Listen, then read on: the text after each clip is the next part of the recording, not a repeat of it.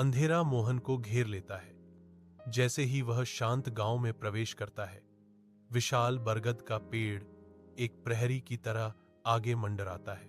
प्राचीन बरगद के पेड़ के नीचे एक ठंडी आवाज रात की शांति को भंग करती है, जो दुख और आरोप से भरी हुई है। रेखा की आवाज गूंजती है, एक डरावना रहस्योद्घाटन। तुम मुझे नहीं पहचानते, लेकिन गांव निश्चित रूप से पहचानता था। मुझे चुप कराने के लिए एक भूतिया सिसकी हवा में प्रवेश करती है और मोहन चौंक जाता है, क्योंकि वर्णन कहता है सिसकियां हवा में गूंजती हैं, मोहन को चौंकाती हैं। पंचायत घर के अंदर मोहन रेखा की कहानी सुनाता है। उसकी आवाज शांत हॉल में गूंजती है। मोहन के बोलने पर ग्रामीणों में डर समा जाता है। उनके चेहरे डर और अविश्वास से भर जाते हैं।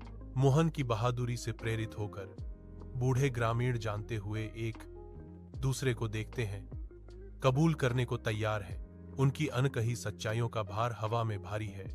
एक स्पष्ट तनाव कथन रेखा के पति को सजा दी जाती है और उसकी हड्डियों को पीपल के पेड़ के नीचे से निकाला जाता है। न्याय जागता है।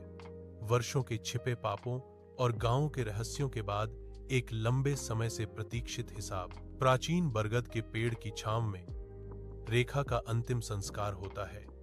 हवा अनकहे दुहक से भरी हुई है। मोहन गंभीरता से खड़ा है। नुकसान का भार उसके चेहरे पर अंकित है, क्योंकि वह सभा को देखता है। एक हल्की हवा पत्तों को हिलाती है। हवा में फुसफुसाहट लिए, अब मैं सो सकता हूं। ग्रामीण इकट्ठा होते हैं। उनके चेहरे रेखा की आत्मा के प्रति दुख और श्रद्धा का मिश्रण है। बरगद का पेड़ उन पर नजर रखता है। उसकी प्राचीन जड़ें गांव के रहस्यों से जुड़ी हुई हैं। गांव वाले अब भी मानते हैं कि हर भूत बदला नहीं चाहता, कुछ केवल सच्चाई और न्याय चाहते हैं।